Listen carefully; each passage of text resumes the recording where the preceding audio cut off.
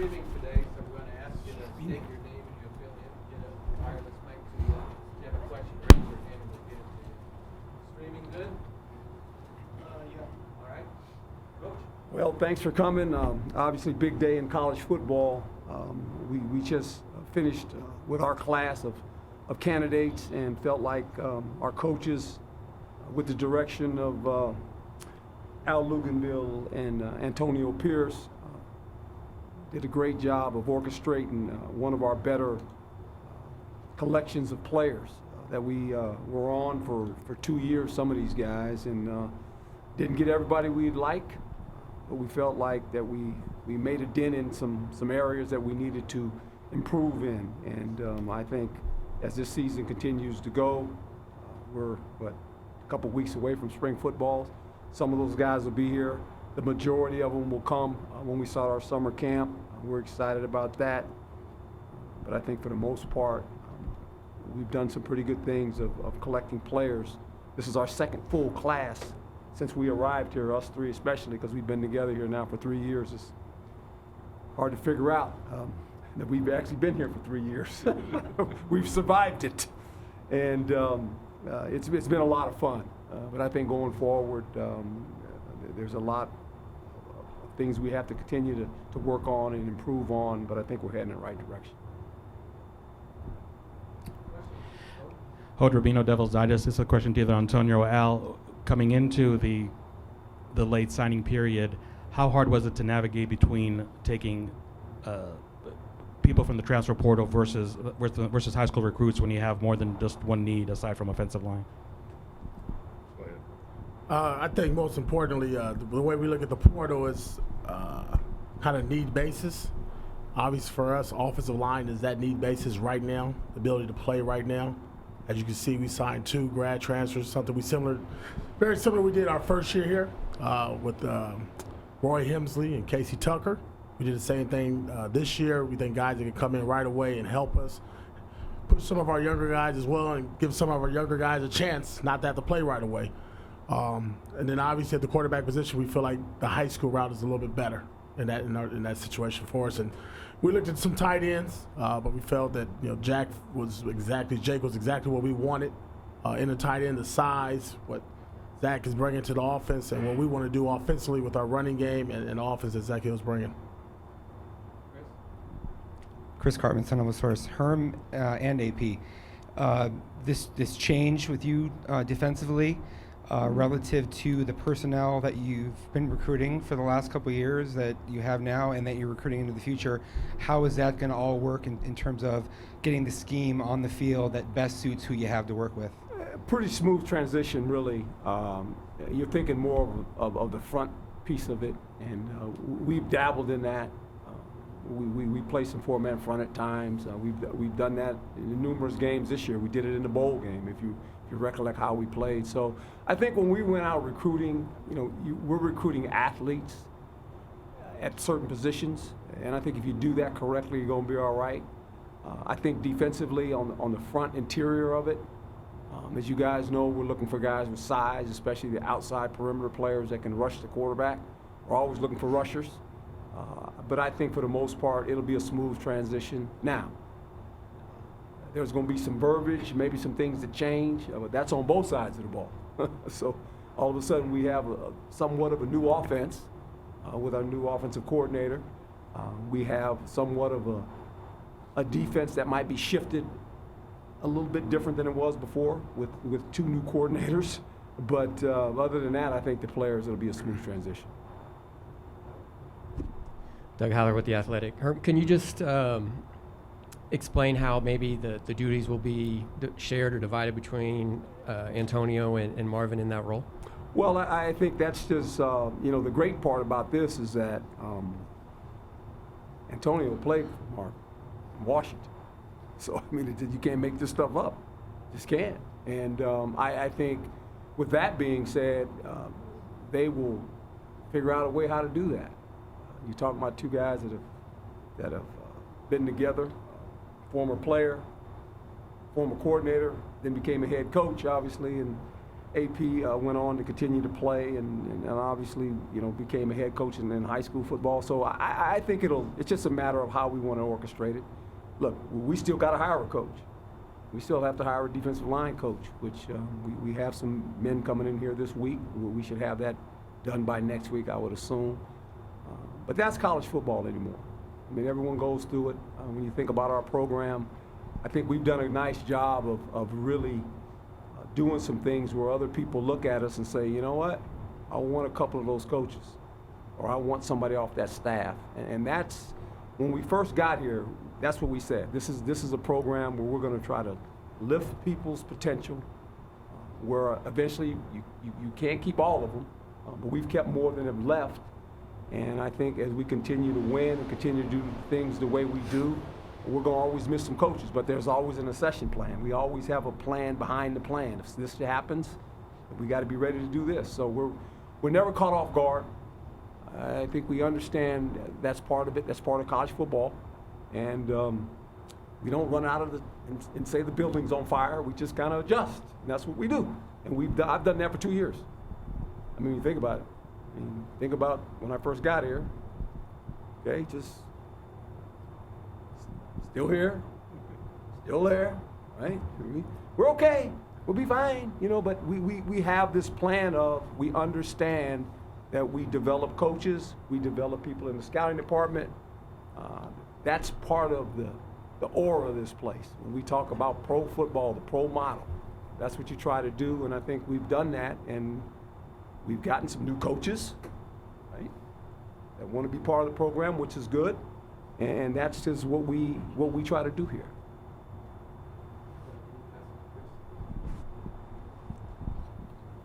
Herm, with the success that you had with recruiting receivers and running backs to offensive skill, can you talk about that? And also, as a part of that, how much did you utilize Jaden Daniels as a tool in the recruiting efforts?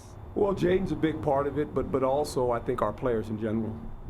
Especially when you host players, they come on visits. Our players are the hosts. I mean, they understand. You got to recruit. This is part of the deal. And yeah, if you're a wide receiver and you have aspirations of playing in an offense that will feature you with a quarterback like that, why wouldn't you sign up? But here again, it's on Zach. And we say all this, and at the end of the day, it's the offense, his vision, and my vision match up pretty good. I think what you'll lose sight of is that we talk about all these receivers. We might have a parking lot full of tight ends all of a sudden. Okay, I'm just saying. Just wait and see. And so there's a lot of things still we're gonna dabble with. He's the mad scientist in there when I'm sitting in his meetings, and all this stuff. And I'm like, the only problem is I see all this blue turf. Now AP's used to it because his son was up there. That's hard looking at these dudes, man. But. It's part of it. It's just part of it.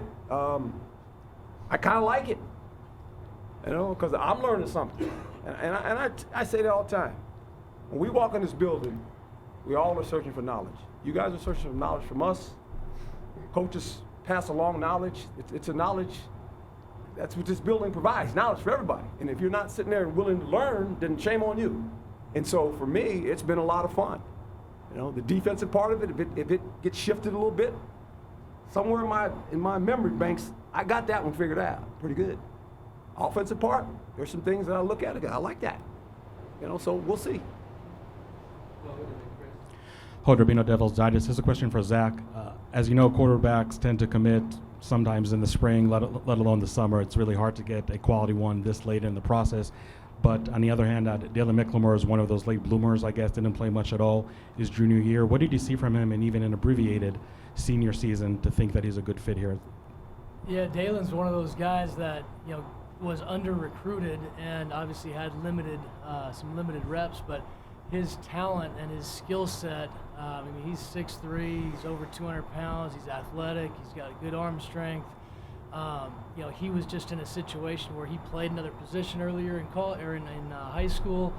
This year he suffered a collarbone break, which limited his, exposure. And then, even talking to his head coach, they were in a situation with their scheduling where they had a lot of Saturday games, so he wasn't able to go on a lot of recruiting visits.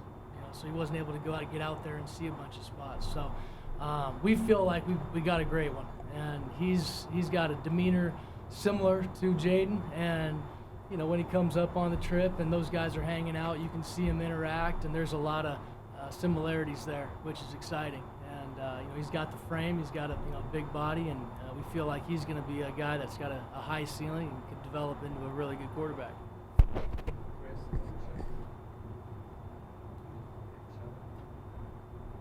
Michelle Gardner, Arizona Republic. This is for Zach. How hard was it to get a quarterback to come after you had the two that left, knowing that Jaden's going to be the guy for a couple of years now, and most guys want to play right away? So, was it hard to get a quarterback to come here knowing they might sit for a couple of years? It's always a trick, especially at this position, with the quarterbacks, and only one guy's going to play. And so, with Jaden's progression, his success already, being early in his career, it can be tough at times to go find a guy that wants to come and join. But, you're also trying to find a kid that, really just wants an opportunity and that's hungry and really wants to be at ASU. And we found that guy. And, there's always positives and there's always negatives to every situation. And there are some really good positives. I mean, being around Jaden for the next few years, what a great mentor, to be able to learn from and grow.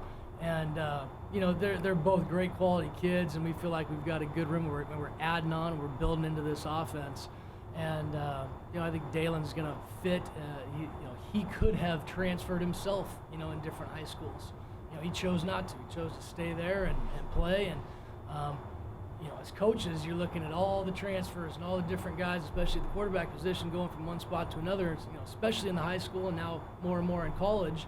And you value those guys that want to stay, in their hometown playing for their school and not, transferring to the big hotshot school that year or whatever just to try to get recruited a little bit more. So, there's some value to signing those type of guys too. AP, throughout your career, what qualities did the best defenses you played on have, and then how will you bring that out in Arizona State's defense? Yeah, I think first and foremost, intimidation, physical aggressiveness, speed, starts up front. You got guys that can rush the passer, and on the way to rush the passer, they happen to run the ball, you be able to retrace. That was with me when I was with the Giants and when I was with Marvin Lewis at the Redskins. But whenever you can attack the quarterback and dictate the flow of the game and make it one-dimensional. This year, I thought we did a really good job of stopping the run consistently. Only had one team, I think, or one rusher this year rush over 100 yards on us, and that was a UCLA kid. He did a great job. But overall, to me, it's about being physical, stopping the run, making those guys one-dimensional. And as we evolve this defense and get it to what we want it to look like, Marvin and myself, what you will see is an aggressive style. I mean, look at Marvin's background. Look at my history of the teams I've been with. When me and Marvin together, I think we're either 4th or 5th in the National Football League on a team that was, 6-10 maybe with the Redskins, so wasn't getting a lot of help from the offense. Zach would need a little help, man, right? Just a little bit, need some points. But they just got to be aggressive, man. And again, it starts in my room with the linebackers and them guys setting the tone. And you look at it, every great defense has great linebackers. And you put that together with the secondary that we have here now, which I think is very talented and very deep. The sky's the limit. Yeah. Al, just drawing from all of your experiences at ASU, even prior to this staff, where does ASU sit right now from a recruiting and player personnel and development sort of standpoint? And can you compare that to when you guys arrived and took the job?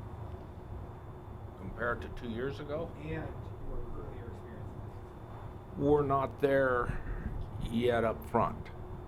And I think that's a work in progress. And that's the difference right now, really in our whole conference.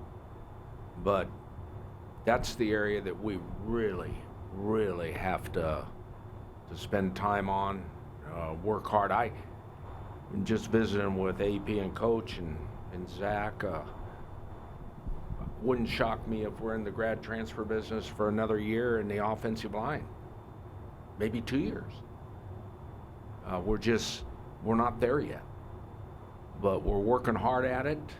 And that's what I would say if you look at the really dominant ASU teams through the years, you'll see there was a common denominator of who they were up front. Back in the day, we played with 3 down guys, and the smallest one was 6'5", 260. That was the smallest. So, you know, you can make some damage when you're playing with guys like that. So we're not there yet. We're getting there. And then we'll see what happens when we get there. That's the exciting part. I think we have some young kids that are not a lot of people got to see this year that have a chance. Well, they're going to get a chance because they're all we got, right, Coach? That's it. That's it. Got no more. For Herm, a couple years ago when you got hired here, a big criticism was that you hadn't recruited in the past couple decades in college football. And now when you look at what you've done and what your staff's done, you guys are one of the top in the league for this class. How does it feel to see that, even though you keep saying you guys aren't done, you're just getting started here?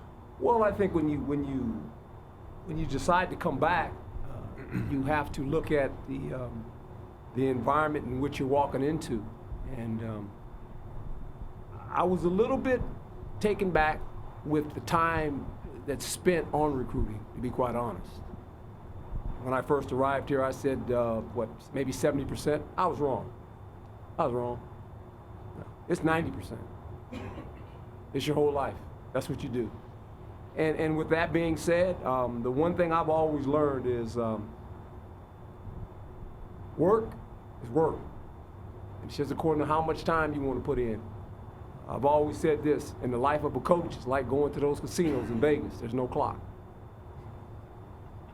That's why there's no clock in those places. That's why those chandeliers keep getting hung. Because people just stay in there. They keep paying for them dead-gum chandeliers. Right? And that's a football coach's life. You go to work, you don't look at the clock. You just work until the work's done that day, and then you go home. And if you put in the work, I just believe this, if you put in the work in anything you do in life, you will reap some benefits. We're starting to do that. But as you said, this is our second class of a full recruiting cycle that we've gone through. And in college football, anyone will tell you, it takes you 3 classes, to be quite honest, to try to get the people you want to get. And we're starting to chip the rock down a little bit. And I think the more you win, the more you have players that do the recruiting for you once we get the kids on campus. Now, we got a great group of people that orchestrate all this, and this guy sitting to the left, I mean, the hours of work time they put in and the hours that our coaches meet every day after practice. We come off the field, and Al's got a meeting. We're talking about recruiting.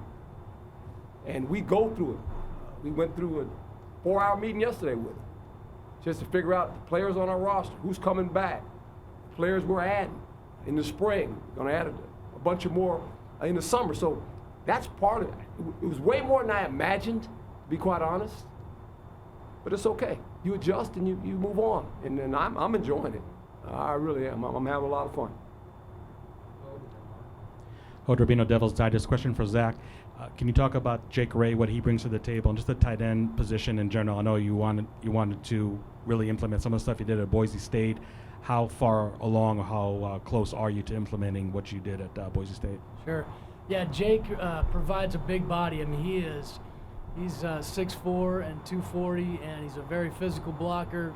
We were surprised on film, with as thick as he was, he's pretty athletic as well. I mean, can bend and can do some things that you often don't see guys that big do. And so we feel like he's got a skill set to be both on the ball and be physical up front, but also be a movement guy if need be. And really, for me, I'm trying to figure out these tight ends and who we've got on campus right now too. So going into spring, we'll be able to evaluate those guys, see where we're at through spring, and then adding Jake later in June.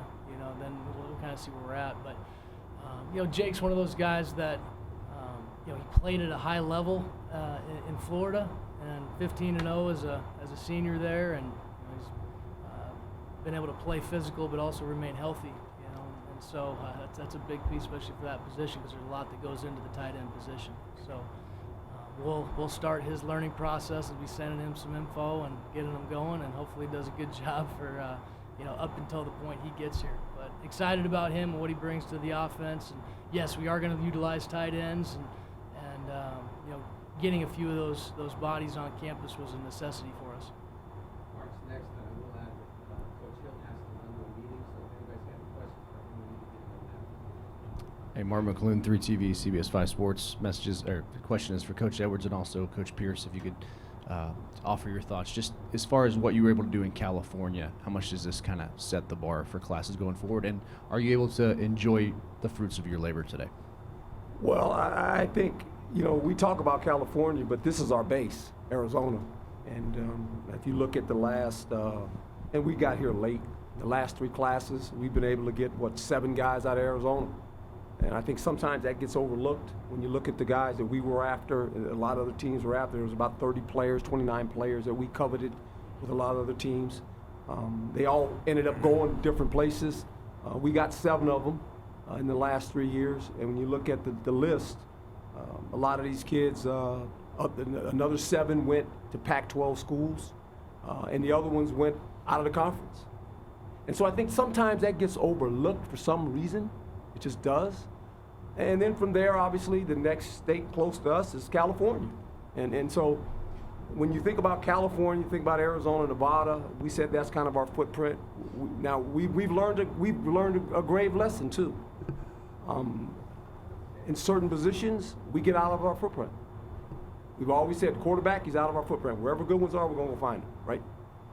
Al mentioned it, and AP can talk on this. Linemen. Okay, there's only so many out here. And the rest of them are in the Midwest and on that eastern border. We figured that out. Ask AP. He was over there for about a month, it looked like. It was good. Every time I said, where you at? I'm in this state. Where you going? You turn to the United States. But it's just, you got to figure this thing out. And you start figuring it out. You go, okay, where do we need to go if we're looking for these kind of guys? And where are they at? And we figured it out. And so that's part of it too. That's kind of what we do when we recruit. But don't lose sight. We'd like to give every 5-star guy in Arizona a scholarship. Now they got to take it. Can't force them. And we've offered. How many guys did we offer? 22? 22. How many? 15. No one's ever done that. No one. So they're out there. We got to recruit them. We got to love them. We got to show them what this program can offer them, and hopefully some of them will come there. So let's don't lose sight of that. We get always hit in the head about California. Arizona is where this school is located. We're going to go after every good player in Arizona, and we're going to offer them. How many we offer again, AP? 22, Coach. 22. Okay. In the 22 class, 15 and 22 class. You take this question. Okay. But understand, what Coach is saying, home base is Arizona, all right? First base is California, and then we move on so forth with position need and what we need for that class. And obviously, we did hit a home run in California this year. We felt really good about the guys we got out of there, especially that receiver core that we got out of there. You look at the Johnny Wilson, when he walks in this building, it's a massive human being. I mean, he's 239, he's skinny, and I said he was massive, so he's on tower over you. And you just look at the speed and the skill set of Elijah Badger, who announced at his All-American game. LV Buckley, I think I've known him since he was in 8th grade. Outstanding football players, and really shock a lot of people when he get here with his production. And then our biggest recruiter, probably in ASU history, Chad Johnson, Junior. little Ocho Cinco, has done an outstanding job. And again, every time you see him, was out there in California, saw him again, just getting bigger and better. But just not even that. I mean, you look at the linebackers we brought in with Banks and McCullough. They're here on campus. And credit to those guys. We asked them to graduate early. They're here. We got 10 of them here along with our grad transfer offensive linemen. That's huge for our program and our development in the spring. And it's critical. And at the end of the day, man, listen, we want the best players we can get, no matter where they come from. And if they happen to come from California, great. If it's Arizona, great. We just want the best players, and we want guys that want to be Sun Devils. That's going to represent this program the right way and the way we want to play football. Herm, you touched on this. I just want to be clear. Moving forward, is the plan to keep the 3-3-5 as the base defense, or will you be more multiple? We will dabble in both, like we did this year. We played some 4-3, even though we were the 3-3-5. I mean, it's just how you want to schematically, what you want to call it. But we're gonna dabble in both, and I'm gonna leave it at that. I'm not gonna give any secrets away in the press conference to other teams. They'll figure it out after the first game what we're gonna do. Herm and AP, just building off of what you were touching on there with the Arizona recruiting,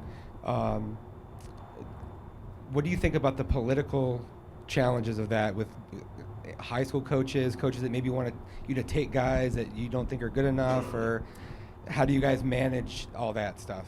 Well, I manage it this way. I think if you're a high school coach, you want to promote your players, and that's what you should do.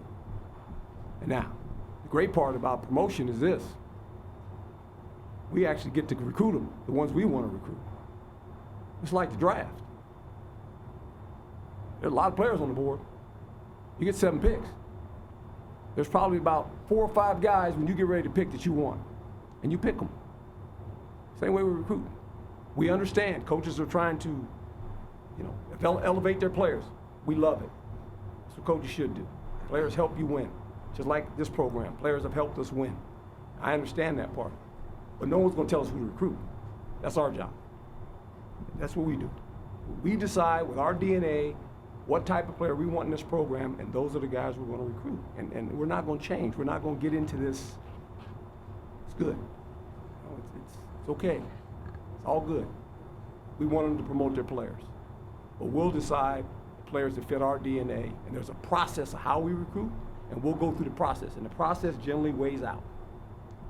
P, you got anything on that? Al, you should probably come on that too. I'll shoot it. I mean, just like we can't tell what high school coach to play, which player will play the call sometimes when we watch their games either. So I think it goes hand in hand. But at the end of the day, playing Las Vegas Bowl was cool. Winning the Sun Bowl, getting cornflakes and watching coach get done, that was cool. But you know what's really cool? Playing in the Rose Bowl.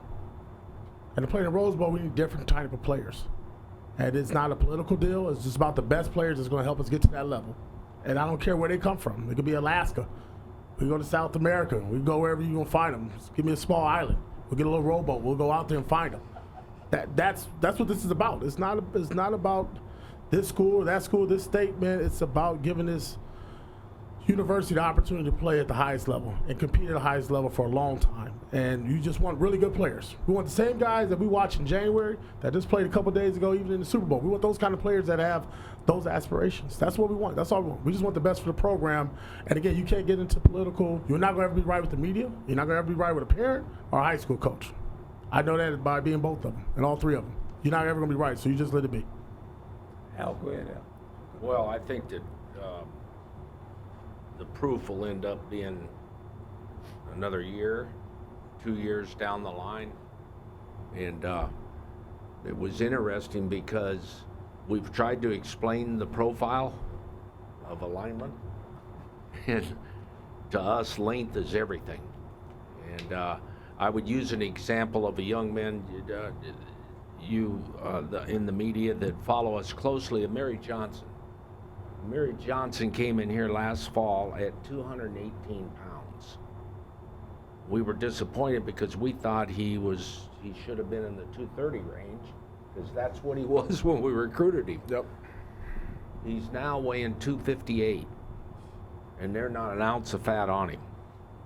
So if you can bring in 1 or 2 people like that a year, and then the numbers start adding up, so when your rotation goes out there, there's a 6'4", 6'5" guy with long arms. Check how many times we knock down a pass. That's huge in a football game. And we don't do it because we're not very tall. But you watch, the other day in that Super Bowl game, it was very, very clear when, remember Chris Jones? Yeah. Big 3rd down play, hand goes up in the air, receiver's wide open, he knocks the ball down. The guy is 6'7", with about an 84-inch wingspan, and if he jumps, it makes a difference. So we look at that. That right away was something I said, that's not coaching. That was drafting. Yep, that's right. They're mandrakes. Yeah, Mandrakes. Yeah. We're close. Back. And so, Yeah, Al makes a great point, you know, and I'll just say this, and we start spring ball, on the 24th, right? I ain't gonna say nothing. Just, if you come to practice, look at the left tackle. Just look at our left tackle. That's all I'm gonna say. Just go look at him. Those are the that's what we wanna look like. Gotta be a good football player now, okay? But our aspirations are to look like that on both. And I'm gonna just tell you, go out, first day of practice, just if you're not doing anything, just kind of walk out there and go look at the left tackle. To see what it looks like. And then you'll go, oh, okay, figure it out. We play in the Pac-12. We play in the Pac-12. You have to have length, you have to have size, you have to have speed, period. And you gotta be a good football player. And there's always an exception to the rule, but we're never gonna let the exception be our rule. We're always gonna go after guys that with length, height, speed, have the DNA, they're passionate about football. Those are the kind of guys we're going after. Are we gonna always get those guys? No, but we can't sit here and say, well, let's don't try. That's part of it. That's part of recruiting. So, you know, just keep saying. Just look at the left tackle, and that'll give you an idea of what they're supposed to look like. You know? I almost forgot what I was going to ask. You're going to look at the left tackle. That's what you want to ask. You look at not the right one. You can look at the right one, too. He's the freshman guy. They played pretty good. But look at the left one now. Okay, obviously, the two grad transfers on the offensive line and the backup quarterback were the major needs. Is there anything else you're looking to add? Oh, we'll add some more. We're not done. I mean, there's always some things you can do. I mean, you know, there's a reason we start spring ball so early. It's not by accident. You evaluate your players, right? I mean, that's what spring ball is about, evaluation. And then when we evaluate, we look at certain areas and go, okay, is there something going to come available? Call the portal. Isn't that something? Just kind of pops up. That'll generally start into March. We're done with ours. The other team started March, and all of a sudden, by April, there's some guys that put their names in the portal. It's a wonderful thing. Call free agency, college football. So there's some things you can always do, and we want to be available if there's some things we need to do to improve our team. That's what we're going to try to do. So Herm, yes, sir. You mentioned spring practice starting in less than 3 weeks. What's on your to-do list? And do you feel that maybe the offense, with a lot of inexperienced, skilled players, may be a position that needs more development compared to a pretty veteran defense? Well, I think the thing that I've learned already about the offense and the players that I've been around that are here on campus right now, they're excited because they're eager to learn something new. And I think that's the challenge with players. You know, players get bored. Like we all get bored. You know, it's the world they live in. Everything's on this. You know, 5 seconds they want to go to something else. Well, now they got to learn a whole new offense. The verbiage, alignments, 2 new receiver coaches, right? I mean, so all of a sudden, new offensive coordinator becomes like, oh, this is interesting. You know, different formations, different packages of personnel. The vibe I get from the players, they're kind of excited. Defensively, all of a sudden, that kind of changed, right? And so they're excited. So for us, I just think it's work is in progress. No different than when we first got here. We got here late 2 years ago, right? And we were on the hustle. And we're a little bit on the hustle now, except we had 2 years of our program. Our culture is developed. And that was critical. Develop a culture. Our players understand the culture now. We got 9 seniors coming back. So it's still a young football team. But the culture has kind of been established with the players in the room. There's expectations all of a sudden. You can see that when I look out my window and I watch those guys on their own on the turf. I saw a bunch of guys show up on Saturday. They're out there on the turf. They're working. Players are doing their own deal. And I'm like, this is interesting. It makes you feel like, okay, the culture is starting to set into these guys. And they're doing it on their own. That's a good thing. So I think we're all excited about, you know, where we're headed. And, you know, it'll be kind of fun when spring ball starts. Kirsten Susel, NBC Phoenix. Antonio, if I could circle back to your new role with the team, you've continued to get more opportunities, more responsibility on the coaching staff. Can you talk about just what it means to you to have Herm's trust with more responsibility and then to be co-defensive coordinator with Marvin? No, it's huge. I mean, you put your hard hat on when you got here, when I got here 2 years ago, and just you're linebacker coach, and then you go out there and you start recruiting, and you're recruiting coordinator, and you just, like I told Coach, you give me something, I'm going to run with it. And I'm blessed. I'm grateful for the opportunity. I think first and foremost, when you see people leaving and movement, you want to see something within. And to have that opportunity along with Marvin Lewis, who was my defensive coordinator my second year league, taught me a lot about football. A lot of things that I did when I got into coaching was lessons that I learned from Marvin Lewis. And now to have that opportunity to work side by side with him is it's kind of like a little fantasy, but it's a great opportunity. And I think the biggest thing is just the response from the players. I mean, with a lot of changes that we've had, and some of those guys that I've recruited, just get that sense and that look in their eye that they're excited about the role that I have, the opportunity that we have as a defensive staff. The future's bright. And again, the same passion that I attacked in recruiting, you can expect that same passion for me as a coordinator along with Marvin Lewis, and to make sure that we put the best product on the field. And I think we're leading that way. You look at our defense and what we got coming back, it's there. The talent's there. These guys are now 2-year starters across the board. Some other guys, sub-starters, but everybody's played. We haven't redshirted a lot of guys. So the opportunity for this defense to shine this year is great. And again, I'm blessed from Ray Anderson, the Gene Boy, to Coach Herm Lewis, and to work with Marvin to have this opportunity. And hopefully everything I've done, I won't let anybody down. It's kind of interesting when you think about AP. When we first got here, all the coaches, they have their name on the door, and it's like Antonio Pierce, linebacker coach, and wonderful. Now it's Antonio Pierce. He's got so many titles, it goes like this on the bottom now. Because it's just run out of titles. I told him yesterday, I said, you got more titles than what are you doing all these titles? I don't know what to call the guy, right? But, this football thing's about this, and never lose sight of it. It's about trust. It's about trust. When you're a head coach and you hire coaches, no different than Al sitting over there, I trust them. I trust them. I can't be everywhere and I can't do everything. And you got to put people in position where when I'm not in that room, they are echoing the vision. They're echoing the vision, and I don't question it. And when they come to me and say, Coach, I go, if you telling me that, I trust you. They understand it. These guys have been with me from the beginning, from the ground floor, right? And every third year coming together now, same 3 guys sitting up here. And we get it. Gene Boyd's over there, he gets it. Ray, he gets it. Dr. Crow, he gets it. And we understand what we're trying to build here. And it's gratifying when I know if I'm not in my office and I'm somewhere, and they call me and say, Coach, got it. Good. I don't micromanage people. I don't do that. You hire people that you trust, and you give them the ability to be successful and to work. And these guys, they've done it. They have flat done it. And I'm not sitting here, and we don't have any success without these 2 guys, because they are from the ground floor. They're a part of the bricks that we're trying to stack up and to continue to grow and build this program on.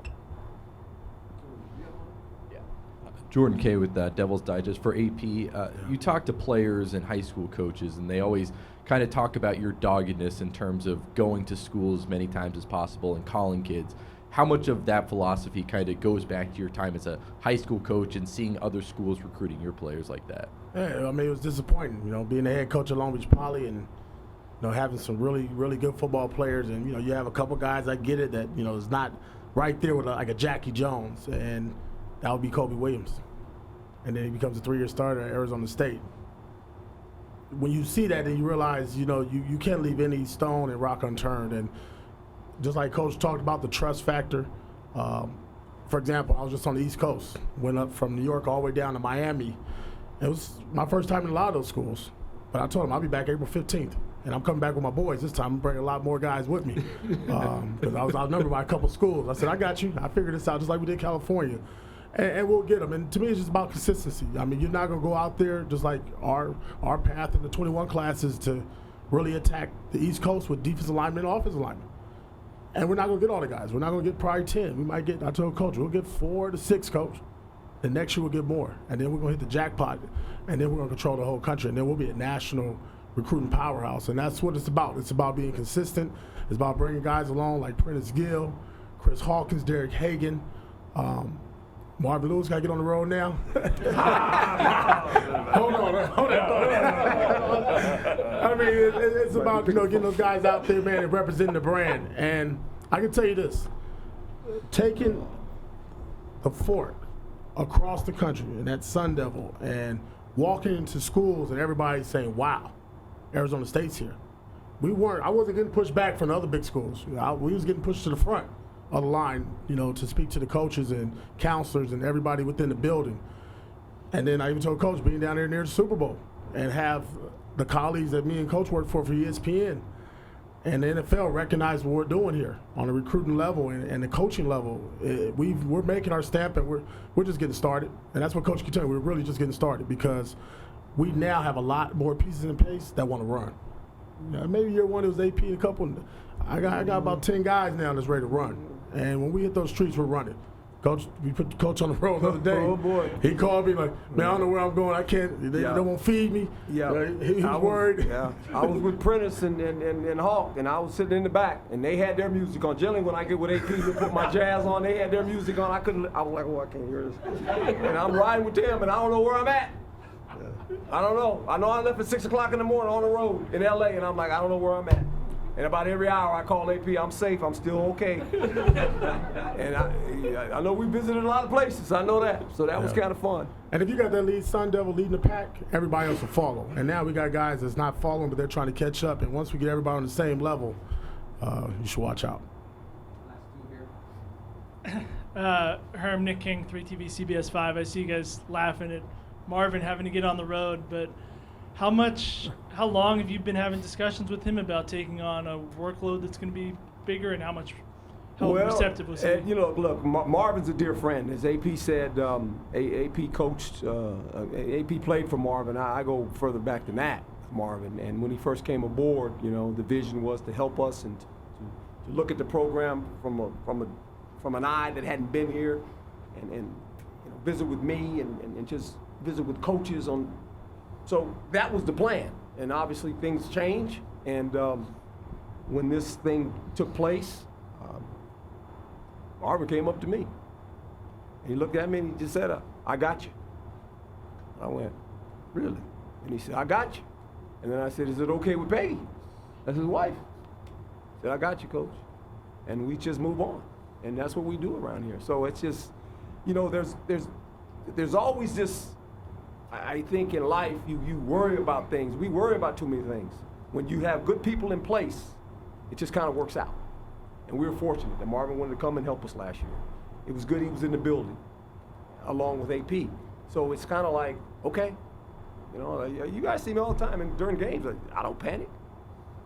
That is not my personality. You just say, okay, you hire good people around, and you say, you know what, now I got to elevate some more guys. You elevate them. And you say, they might not have a lot of experience. Now, Marvin got a lot of experience, okay? AP has a lot of experience as a coach, as a former player. So when you surround yourself with people like that, it's not that hard to turn around and go, "You're next, you got to go." So we're okay. For all three, Antonio, you're talking about obviously becoming a national power in recruiting, going back to the East Coast. And obviously, as you coaches know, the more you win, and with, 7-on-7 tournaments being all-star teams and stuff like that, and kids talking, you're going to start getting probably more tape of kids outside that you're recruiting. Do you guys all look forward to that challenge? That's on Al and his crew. I'll let Al get that down one. There now. He got a crew down. I don't know half the kids that work down there. Every time I look around, it's like, who's that guy? Well, we got a neat group of young people that could answer that better than I do because they work at it endlessly. But it still comes down to having the profile, and that's set from the top. And then and you don't ever leave that, because when the minute you leave it, you're off track. And I think the greatest thing, and I've said this many times, that Coach brings here is his consistency. Doesn't like me to say that. He's like a road grader. He just keeps going. And he's the same every day.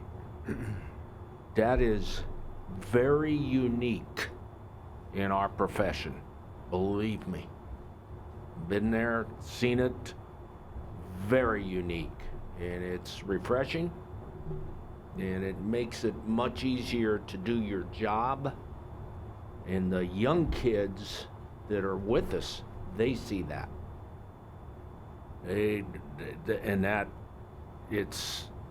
He'll go back there. He says he's not seen it, but he has seen it. And when he's back there, he jokes around with them, and they feel very, very good. It only takes once every 10 days for him to do that, but it's big.